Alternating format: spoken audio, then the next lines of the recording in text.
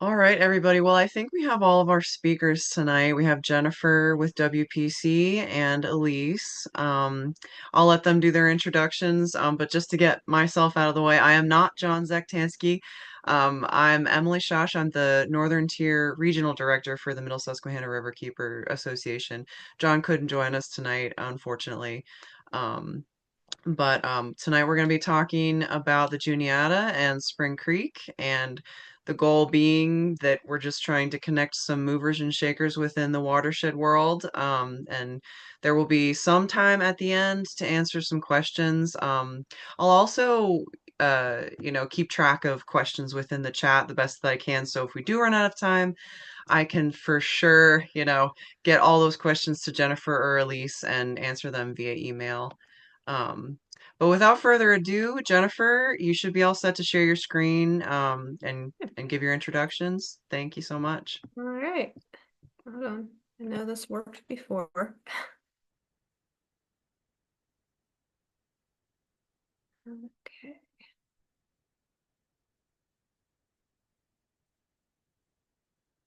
All right. So thank you, Emily. Thank everyone that's attending today. I'll be speaking a little bit about Juniata Forward, building on 25 years of conservation. It was an update to the old Juniata River management plan that was completed back in the year 2000.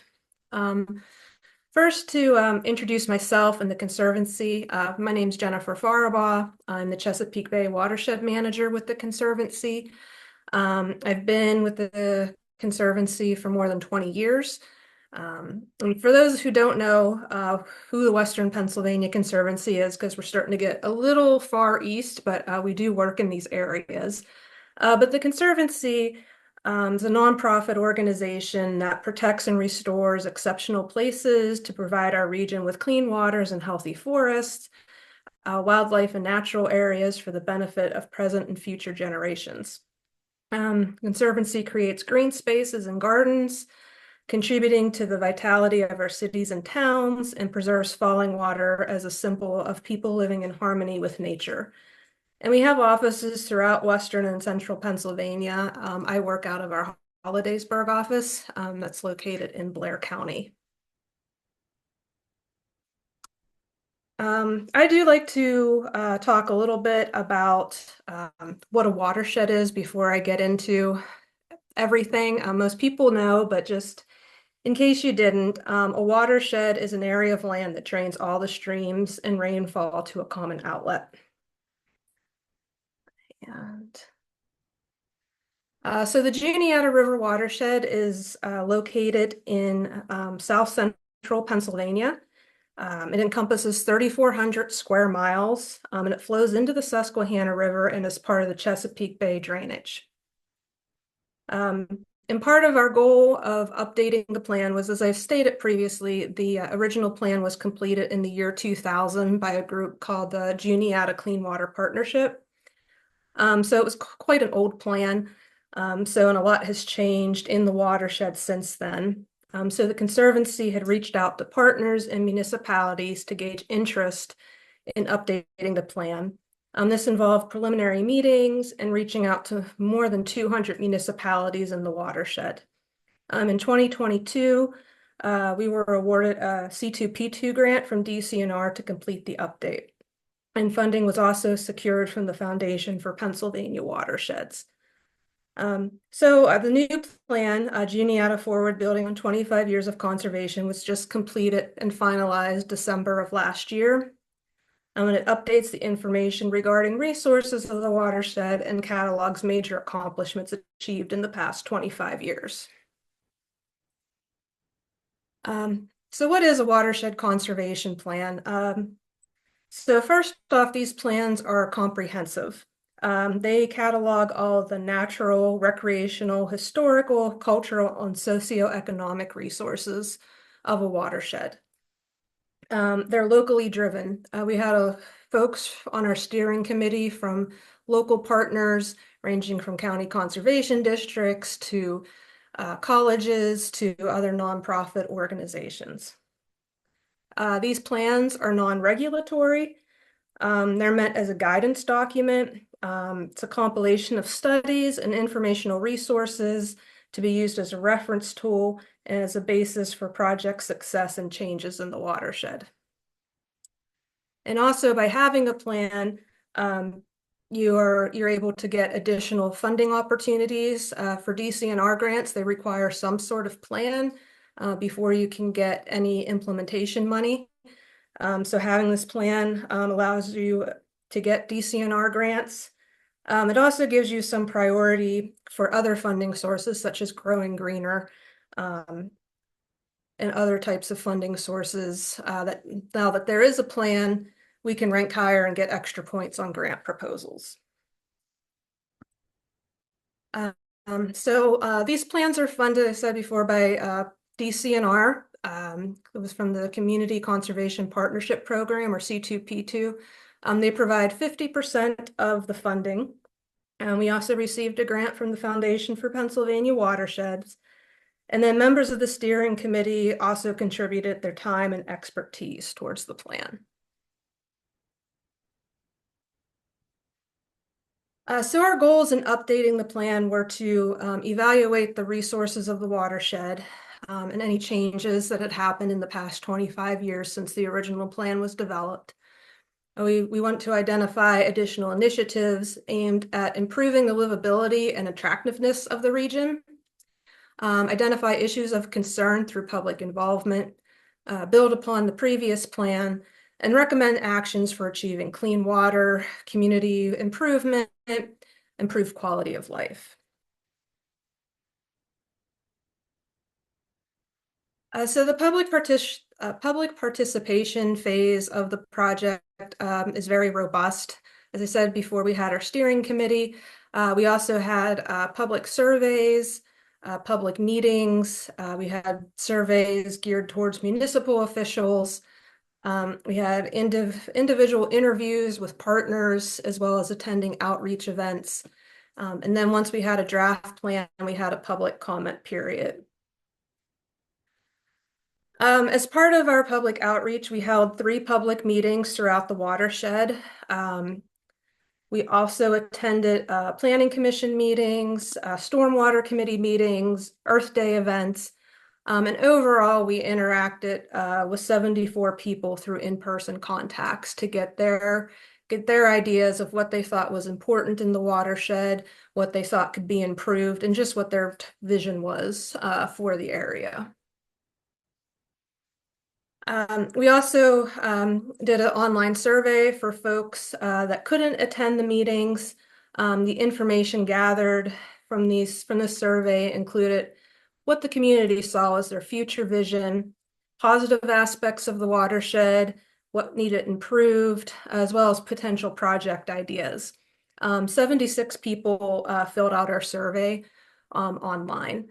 And here you can see this was one of our survey questions. So the people who took this survey, ranked different aspects of the watershed of what they thought was important for the future of the watershed, and having the watershed being in an attractive natural setting was important to them, as well as water quality improvement and recreational opportunities. So in developing the plan, we followed DCNR's 4-step planning process. The first step of that planning process is to determine initial interest.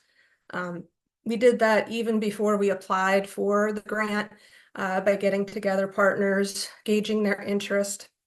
Once they said they were interested, we started on our grant proposal. Part of the grant proposal was to get letters of support from 50% of the municipalities in the watershed. Juniata River watershed is quite large. There was over 200 municipalities. So we had to reach out to each of those municipalities and get at least 50% of them to get on board with updating the plan. And we did get about 100 letters of support and resolutions from those municipalities. Once the grant was awarded, it was time to collect and analyze our resource data. That included getting the public's input through the surveys as well as the meetings, and also basically doing research and finding every possible um, type of information that we could about the watershed. Then we prepared a draft plan, and that went out for public comment for 30 days. And once we received those comments, they were all incorporated into the draft plan, and a final plan was prepared. And then finally, we submitted the plan to DCNR for final approval.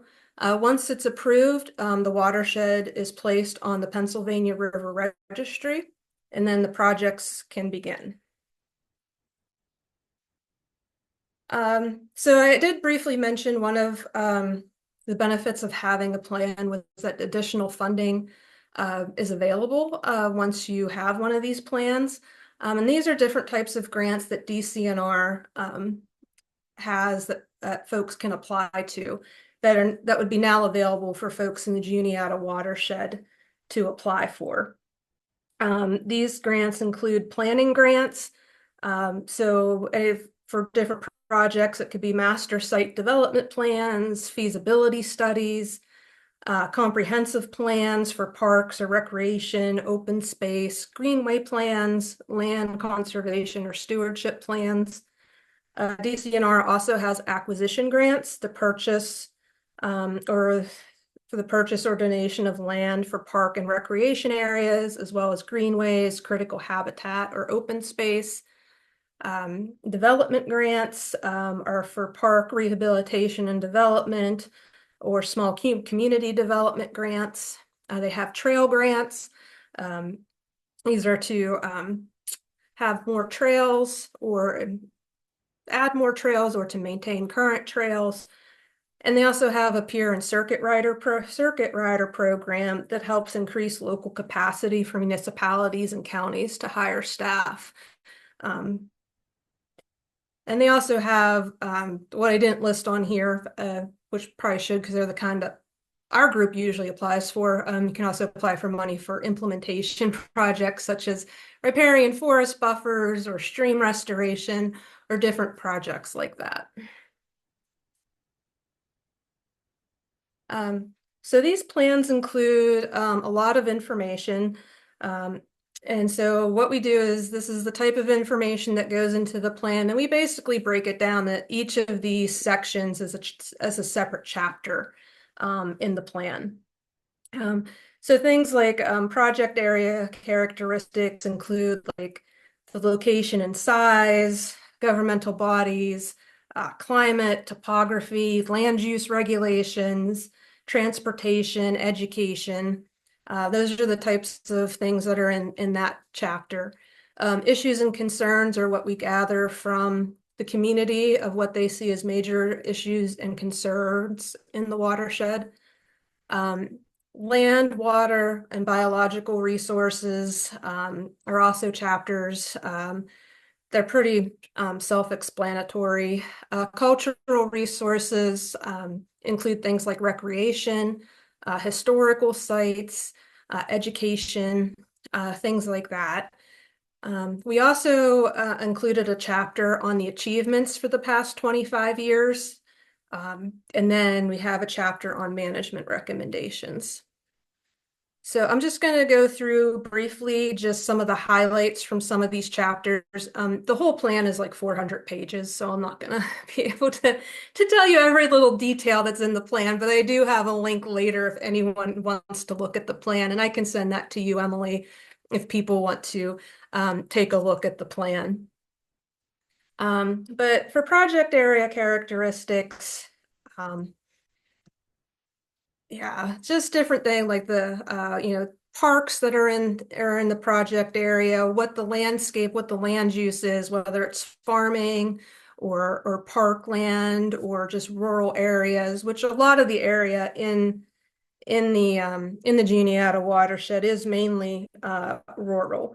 The Juniata River watershed encompasses approximately 12 counties with 200 municipalities. The land cover is mainly forested. 67% of the land is forested, and then about 22% of the land cover is agricultural. And one of the things we did when we were getting together our information was we wanted to see what kind of land use regulations each of the municipalities had.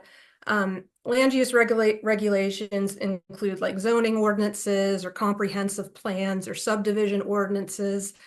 These are the main mechanisms that municipalities use to kind of make sure that development doesn't happen in environmentally sensitive areas, that development's happening, in the places where they do the least damage to environmental concerns. And what we found, we compared the municipalities that have these types of land use regulations now compared to how many had them back in 2000. And we found that there was a 33% increase in municipalities with zoning ordinances, a 54% increase in municipalities with comprehensive plans, and a 10% increase in subdivision ordinances. So there had been a lot of work done by the municipalities since the previous plan had been written. And in fact, that was one of the recommendations of the previous plan, was to have more land use regulations.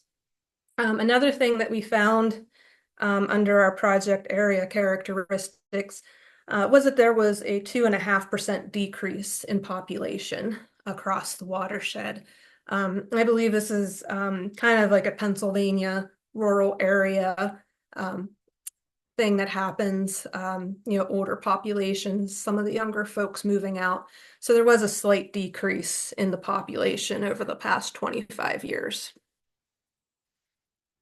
Um, so I'm going to now talk a little bit now about some of the major issues and concerns that the community told us that they felt were important to address in this plan.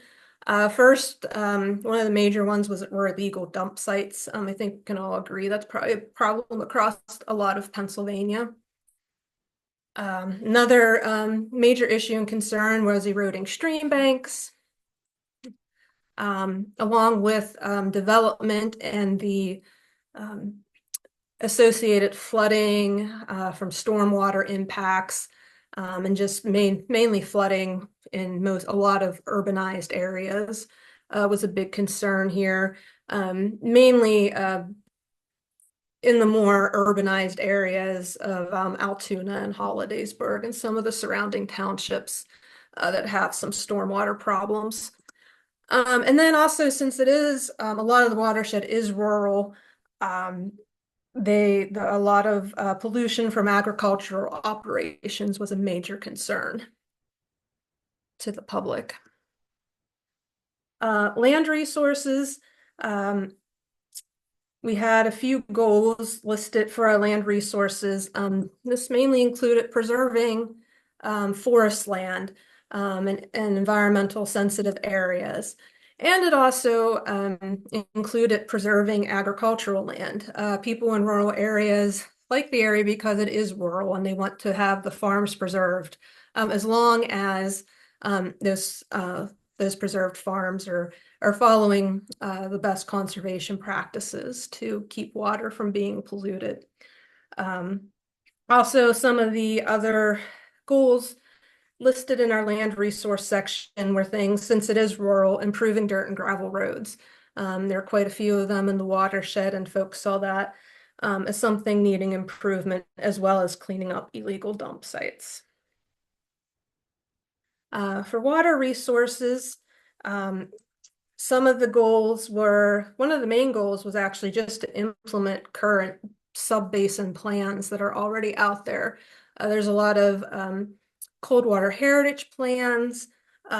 Each of the counties have their countywide action plans to help reduce nutrients and sediment to the Chesapeake Bay. And there's other initiatives out there, whether they're smaller watershed implementation plans or plans like that need to be implemented. Also, one of the major goals was to minimize impact from stormwater and flooding, as well as planting riparian forest buffers to protect our streams. Our biological resources, one of the main issue and goal that people wanted was to combat invasive species such as this wall of barberry and multiflora rose. Um, so that was one of the major goals that people wanted to have addressed. Other goals included updating county heritage inventories, as well as improving aquatic organism passage and in-stream habitat. And then some of the cultural goals included improving recreational facilities such as hiking and biking trails, canoe access, boat access, um, as well as promoting more environmental education.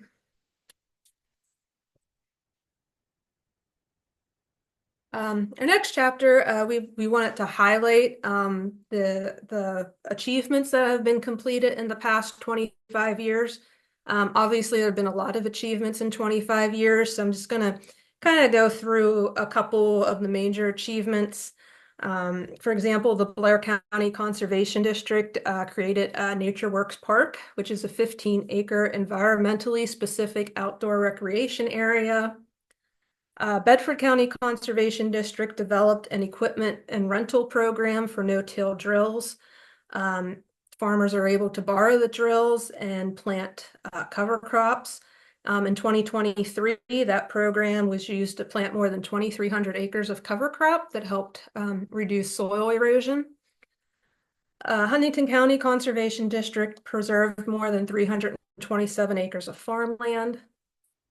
Southern Alleghenies Regional Planning Commission developed the Alleghenies Ahead, which was a regional 6-county comprehensive plan. Juniata College has been a leader in water quality monitoring and research in the watershed. The Conservancy has restored more than 36 miles of stream and conserved more than 29,000 acres of land. And the Little Juniata River Association successfully lobbied the Fish and Boat Commission to put catch and release regulations on 14 miles of river. There's also been many other projects completed, recreational projects with canoe access, trails, abandoned mine drainage treatment facilities, implementation of agricultural best management practices, repairing buffer projects, and stream restoration projects. So there's been quite a few. Again, we can't list all of the achievements, but there has been quite a few in the watershed for the past 25 years. And finally, once we gathered all the information, got our public input, we were able to make some management recommendations. And I'm going to go off of my PowerPoint and just show you a brief, just briefly, kind of how we set up our different goals and objectives for our recommendations to improve the watershed. So we broke up these recommendations into different goals. We had about 20 goals altogether in the plan. And then under each goal, we had a method to achieve that goal. And then we had potential partners for each activity to achieve the goal. And the partners, the main partner who would lead the charge for implementing that action, it was bolded in our table. We had our potential funding sources, just different areas that people could go to get funding to achieve that activity. And we also had a prioritization. Our steering committee looked at each action item and prioritized it. Our high priority action items are actions that we thought should happen within the next 1 to 4 years. Medium priority action items should happen in the next 5 to 7 years. And then low priority action items should happen in the next 8 to 10 years. And then we also have, for our high priority actions, we have an estimated cost. These range from anywhere from less than $25,000 to more than $500,000. And we did it on a per project basis. So, for example, for this is planning for commercial and residential development, um, with consideration, this whole action plan item, we thought was a low cost item, but that would be per community. That wouldn't be all of the communities in the watershed. It's on a per project basis. And some of our, since you folks are river keepers, I will go to our water resources section. That didn't work. Sorry. Yeah, this is quite a long plan, so luckily I had it in chapters. Um, so our water resource goals, we had 8 goals under our water resources. Um, and again, I will have, a link if folks really want to do a deep dive on this. But some of our goals were simply, to implement the current sub-watershed plans. I had mentioned the county-wide action plans. There are also a number of watershed implementation plans that have already been developed. And then other initiatives such as the Chesapeake Conservancy's Rapid Stream Delisting Initiative. So that was one of our goals, was to get initiatives and plans that are already out there, to get those implemented. Um, and then, stormwater and potential flood damage was also a big concern. So that was also another one of our goals. And we have goals for each of the resources, for land resources, water resources, biological resources, as well as cultural resources. Our cultural resources included things, like improved recreational facilities, as well as more environmental education, more water quality monitoring, different things like that. Also part of the recommendations, we had a section just on municipal projects that when we sent out the municipal survey, the municipalities told us what their greatest need was and what they needed for projects. So by having this in here, this municipality, for example, Logan Township in Blair County, can apply directly to DCNR, to the C2P2 program, and can get grants to help them with the needs that they see as most important. So that's why part of our municipal outreach was finding out exactly what the municipalities' needs were for this plan to address. Otherwise, here is the link to the plan. I said I can send that to Emily, so that if folks want to take a deeper dive into the plan, they're more than welcome to do that. But if anybody had any specific questions now, would that be the time, Emily, or did you want to wait for till the end of the time, or if people had questions now? No, I guess if anyone has specific questions for Jennifer so far, feel free. We can also drop things in the chat as we go through the presentations. And Jennifer, if you want to just drop that link in the chat, that might be easy Okay. to the plan. Thank you. I can stop sharing. You guys don't need to see me copying and pasting stuff into the chat. So I guess we will turn it over to Elise. Elise, I don't know if you had a presentation prepared, but if you should be able to share your screen Yes, down I at the bottom do. with the grid. Okay, great. Um, and I did have one question for Jennifer. That was very helpful. It's very impressive to be able to boil down such complicated things and fit it on time, so I appreciate that. Um, Yeah, no I was problem. wondering about on the slide that you had listed the DCNR grants. Mm-hmm. Are those something that like conservation partners in that area would apply through DCNR by partnering with the Western Pennsylvania Conservancy? Or is it just like you encourage those DCNR programs? Yeah, it could be either way. We're always willing to partner with folks to apply for grants.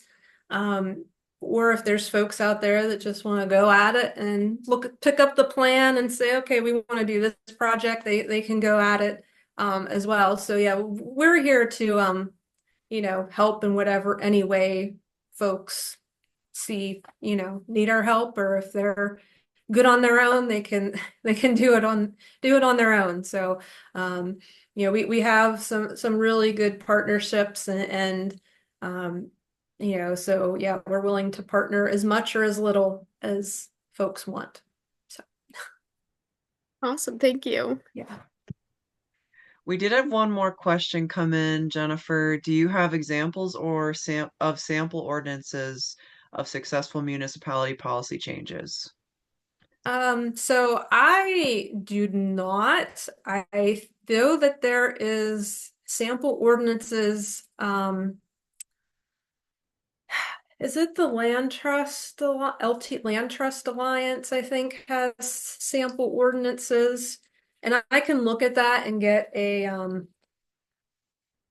um and email that out or something. I think it is the Land Trust Alliance, I believe, that has some sample ordinances for folks um, and that they can use for different types of projects. So I'll look for that and get people a link to that so that they can see some samples. Perfect. Thank you. Yeah. All right, so if we don't have anything else, we'll turn it over to Elise with some information on the Spring Creek Atlas.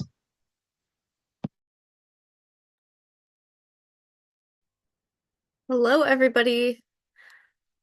I can get the Zoom bar out of the way. All right.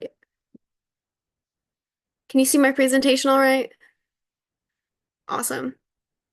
So my name is Elise Johnson. I am an AmeriCorps member with the Pennsylvania Mountain Service Corps, and my host site is the Spring Creek Watershed Commission. So I'm here today to give you an intro to the Spring Creek Watershed Atlas, which is one of our committees with the commission.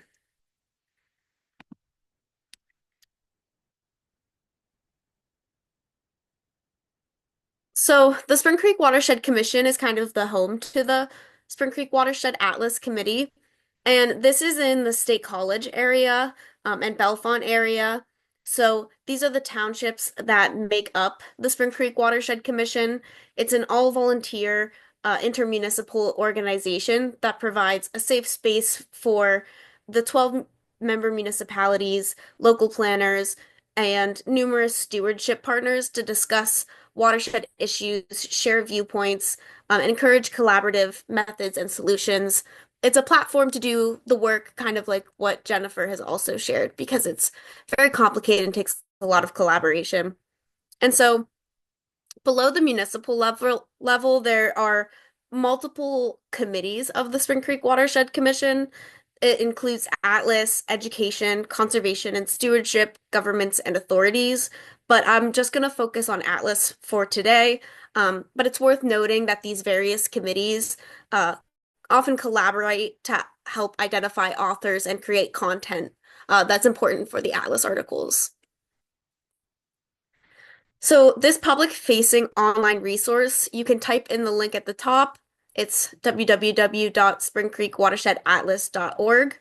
It is a database of short articles about various topics relevant to the Spring Creek watershed. And so the mission statement is to inform the public about the environment of Spring Creek watershed, its waters, its ecosystems, its challenges, and how the human population is both managing the watershed and exploiting it. But the goal is to keep them short, concise, accessible articles. They're not very long reads, at most 30 minutes, but most are like 5 to 10. If you go to the Spring Creek Watershed Atlas website, it'll take you to this page. Atlas is a true treasure trove of watershed information, and here on the homepage, it emphasizes that the water from Spring Creek drains into the west branch of the Susquehanna River through the main stem and finally into the Chesapeake Bay. So that's where we're connected with the Middle Susquehanna Riverkeepers. This database contains in total 62 articles, and they're split between these different categories in the bottom. So these gray boxes, you can click on each of those and it will take you to a different category. So I'll walk through some examples under these different categories. The first is the nature of the watershed, and this covers everything with geography, geology, and ecology of the watershed. Authors can be avid birders, Penn State professors, biologists. Um, you can see how many views each article has at the bottom of the thumbnail. So that's really helpful for us so that we know what kind of content is being used. And I'll show you later, we can even see where it's being used from. See if I can click. This is our most popular article, and I think it's an adorable photo of a cranefly larva. This is our aquatic invertebrate article. It has a couple thousand views, and I really like that it's a visual representation of the evolution of these species. And if you look through the different articles, it shows you really the food web and the interactions between the water, the fish, the plants, and then even you can learn about the rocks and the soil. So it's very comprehensive because some people don't really understand what a watershed is, let alone the importance of the things on land like the plants and invasive species. The next section, this is recreation. And so this encourages anyone in the area to get out and enjoy the beauty and activities that our watershed has to offer, because there's a lot to do here. I went to Penn State, but I also grew up here, and people always complain that there's nothing to do here, but that's just not the case. So this tries to highlight some of those hidden gems that are important to the local community. And these authors are different than the other categories. They're often fishermen, kayakers, bikers, local community members. We really try to keep a diversity of authors within the atlas. I love kayaking, and the kayaking article is one of the best guides that I've found because of its emphasis on historical features along the way and its descriptions. And the two articles about Fisherman's Paradise and fishing in Spring Creek alone combined have almost 200,000 views. So it's really emphasizes to us the importance of the different sports that there are in the area. So then the next section would be the economy. And these authors could be local historians, leaders from the Happy Valley Adventure Bureau, CBICC, wide variety again, and this ranges from history to current economics. And so, interestingly, one of our most popular articles in this section is historic houses in the Spring Creek watershed. So there's some really beautiful photos of some historical architecture that sometimes just kind of goes unnoticed. You drive past it and not really think twice about it. So it's important to have this repository to preserve those important aspects of our community.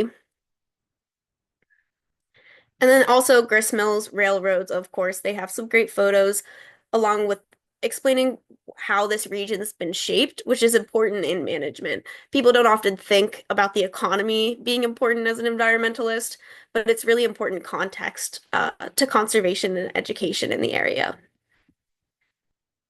And this has some really awesome old photos. You can see in the bottom here, that's actually Spring Creek in the foreground. So you can see how it's kind of been a little bit abused over the time, actually a lot of it. There's a whole record that's just really eye-opening of the number of pollution events that have happened, and it's really helpful to have that record so that you can really just appreciate the resiliency of the stream. So then the other section is government. And this helps simplify the very complicated municipal and state level government processes so that stewards can spend their time efficiently with the resources available to them. Um, as Jennifer said, kind of showed us, there's a ton of different resources, ordinances. Everything's different if you just look at a map of various ordinances. So this helps simplify that very complicated process. And I've definitely appreciated having these tools in my back pocket instead of having to like go through and look at each township and kind of become my own law, like a law student, to really understand what resources are available. And so I also want to highlight the League of Women Voters of Center County because this is a really good summary of local government. It's just an educational resource about the importance of it, and some of the logistics of it. I found it very helpful to have. Um, let's see, and along the lines, again, ordinances in the top right here, having that standardized table of ordinances so you can just kind of compare the municipalities and the watershed and what practices they um, are going by. And I want to give a shout out to the township engineers on our governments committee that help maintain this, keep it up to date. Because even some resources that are out there will often fall out of date, and that could be a bit of a headache. So we do make an effort to keep this updated as much as possible and are always looking to add more information. I want to give a special mention to our most popular article on Atlas. Um, this is a overview of Pennsylvania water law. It compiles information about PA water law all in one place. It covers everything from river basin commissions, groundwater and surface water regulation, legislative acts, and more. And boiling down complicated resources like this into a more accessible, short, 30-minute or less read is really at the core of what Atlas does. So, for any stewards that are looking for a resource, I would encourage that you use this. And if there's something missing or something that you learn along the way, you can reach out to me anytime to add on to it. The last section, but the most comprehensive section that we have is issues and solutions. This covers a range of conservation partners and projects that have come together to steward Spring Creek over the years. Um, Relevant topics like stormwater management, those help provide important context to decision makers, uh, elected officials, researchers, and just the general community at large. And other articles like the restoration of Thompson Run, which is a tribute to Joe Humphrey, memorializes the legacies that contain critical context to understanding the deep history of conservation as a community. Because there really is a very deep history of people that have been working on projects over time. So it's nice to have a repository to look back on that and appreciate it.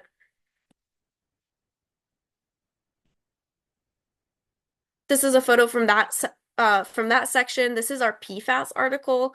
I just wanted to highlight that because we have a full report of this issue, which we have in Spring Creek. So making sure those scientific reports are available to the public is part of the purpose of Atlas, along with memorial appreciating and celebrating the different events that our partners like Clearwater Conservancy put on, like their stream cleanup, which is every spring. It's Watershed Cleanup Day. That's a fantastic event, and I highly recommend it. And if you don't have a cleanup day in your area, articles like this can show you some inspiration on where to get started. Just quickly, I wanted to highlight the impact of Atlas. This map is of website visits to the atlas based on location. So you can see most people are viewing our articles in the State College area, Central PA, but especially things like the water law article are very popular in Philadelphia, Pittsburgh, even New York and Washington, D.C. And so if you are able to put this information online, which might seem trivial to some people, you can have an impact that kind of ripples that other communities could take information from. So this map shows how people are using our website even across the country. So that's definitely something very interesting. Last, I want to just highlight a couple additional programs under Atlas because it's not just articles. We highlight distinguished mentor awards on our website so you can read bios of people who have been very important um, to the conservation and stewardship of our watershed. This was awarded at our State of the Watershed event, which happens each March. That'll be coming up on March 27th this year, where we will award a new set of Distinguished Mentor Awards. And we also do a repository of artworks from the community because that's an important expression, um, and really a good way to capture the beauty of our watershed. So we have submissions from authors along with some information about a art exhibit that we currently actually have in the Bellefonte Art Museum. It's called Art Along the Water. So we had some local artists who were able to submit paintings that capture the beauty of Spring Creek. And so having that information and outlet available to the community is also an important part of Atlas beyond just the short educational articles. So this is my contact information, my email. Feel free to reach out to me at any time if you have questions about Atlas or the Watershed Commission. And I also included the contact information. I misspelled. It's Jon Eaton. Um, John Eaton's the chair of the Atlas Committee, and so I think he's actually on this call. So that's his email address too, if you want to reach out to him about any specifics, questions, or ideas for the Atlas program.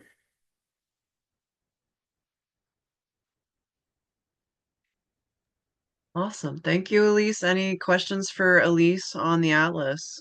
That was awesome. I just also want to say, Elise, good job. I do feel your pain of having to get all of that information into one one Right. usable space. And I also think crane flies are cute, so I think I would enjoy that article. So, Glad but I'm not crazy. yeah, no, you're not crazy. I think But the yeah, same thing no, about mayflies, so we are in good yeah. company.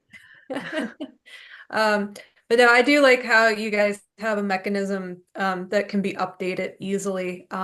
With our Juniata watershed plan, as I was gathering information, and DCNR does require it to be a written bound plan. Um, I shuddered whenever people say, "Hey, this just changed in the watershed," and I was like, "Oh, great!" and had to go. So I really like your guys' format that you guys can easily update things. So Yeah, I appreciate that. And the Watershed Commission's been through a series of like watershed plans too, and so that's part of what's reinforced the importance of this more like agile uh yeah. format. And I can say that it's made with Wix blog. So it's like a really easy website to manage too. So it's that's very helpful. Okay.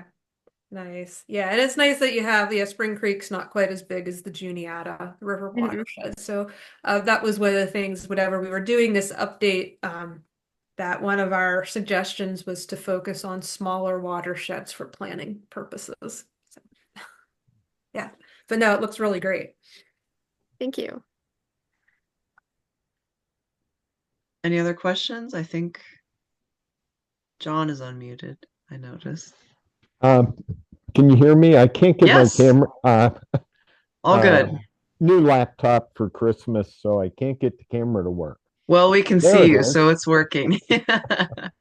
Um, the one question I had for Jennifer, when she said that she had 200 municipalities and she had to get letters of support from over, 50%. Was that just a verbal agreement to participate, or were you actually asking them for a monetary contribution of some form? Yeah, we didn't ask them for any monetary contribution. They just had to send us a written letter that they supported the plan being updated. So we sent everyone email, all the municipal people emails, and then for the more rural ones that didn't have emails, we mailed them we mailed them letters. And then we had a sample template for them to fill out, just saying that they supported the idea of having the watershed plan updated. So yeah, we did not ask them for any monetary um, Okay. And how anything. long ago was that you went through this process? So we applied for the grant in 2021 and we got the funding in 2022. Is that right? Yeah, and then it just ended here with the plan being completed in December of 24. Okay. Okay. Yeah, So, we had done our initial watershed plan back in the early aughts, and then we had redone it, the phase two of the plan, prior to the pandemic.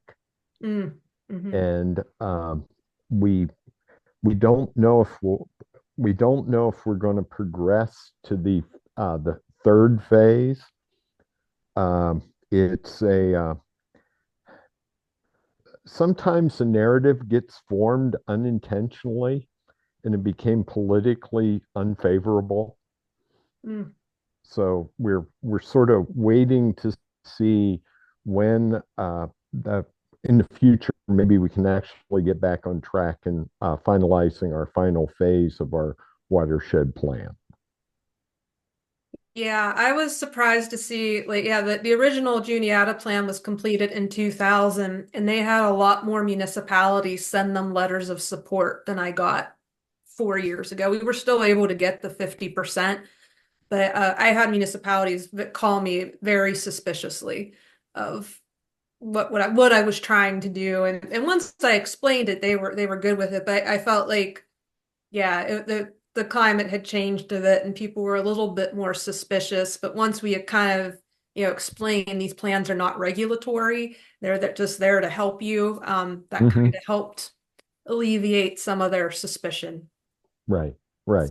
But I also think Elise was pointing out the Pennsylvania water law uh, Hmm story that is so popular on our site.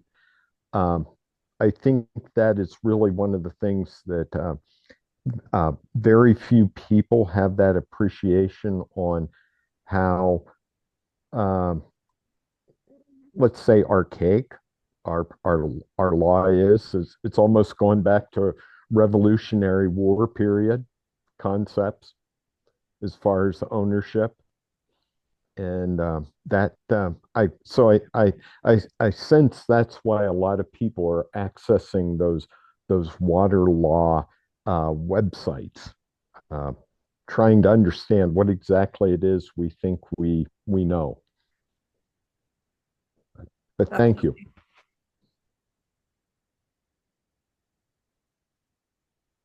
Any other questions before we wrap it up? All right. Well, thanks again, Jennifer and Elise. Our next roundtable presentation is going to be February 3rd, and we're going to be covering watershed volunteerism retention, which is always a hot topic, especially in this day and age. So, if anybody is interested in that, feel free to join us. But if not, thanks all for being here tonight.